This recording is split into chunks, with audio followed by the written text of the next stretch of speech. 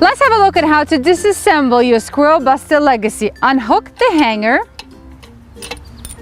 remove the shroud, unscrew the seed tray from the tube,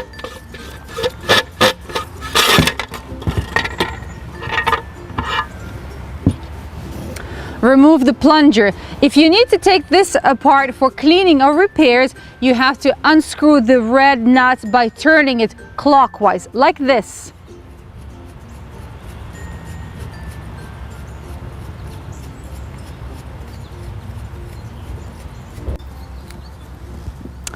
And now remove the spring. You can slide it up, or if you feel that it's stuck a little bit, just twist the seed tray to get it off.